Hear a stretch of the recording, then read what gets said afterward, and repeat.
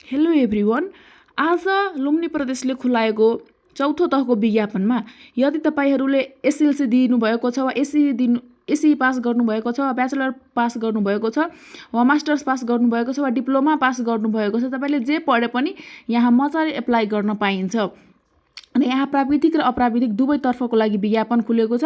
र यदि तपाईँ +2 र एसई पास हुनुहुन्छ भने सामान्य प्रशासन, लेखा प्रशासक यानि अप्राविधिकतर्फ दिन मिल्यो।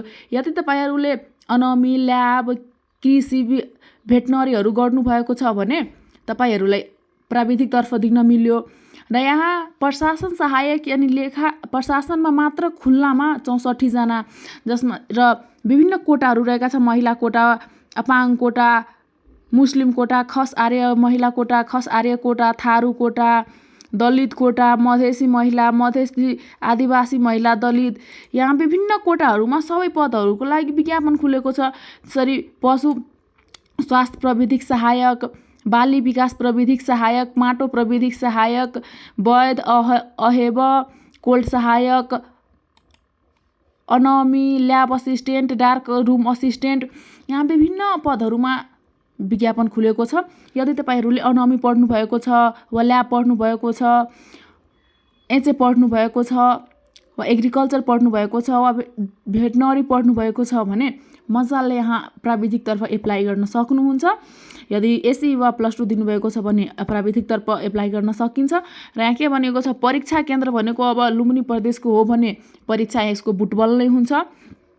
र परीक्षाको मिति र समय पछि प्रकाशन गरेछ र यसको परीक्षा भनेको 4-5 महिना पछाडि नै हुन्छ। र आवेदन दिने अन्तिम मिति भनेको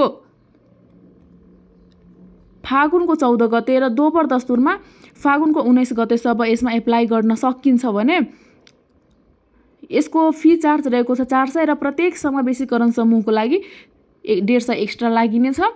र उमेर हदको कुरा गर्दा महिलाको हकमा 18 वर्ष पुरा भई 40 वर्ष ननाघेको र अपाङ्गको हकमा पनि 18 वर्ष पुरा भई 40 वर्ष ननाघेको, तर पुरुषको हकमा 18 वर्ष पुरा भई 35 वर्ष ननाघेको हुनु पर्दछ भने, साथै कर्मचारीको हकमा चाहिँ उमेर हद लागू हुने छैन। र यदि तपाईँले अनलाइन आवेदन दिन चाहनुहुन्छ भने ppsc.lumbini.gov.np मा गएर यहाँ एप्लाई गर्न पाउन सक्नुहुनेछ। हस्त धन्यवाद।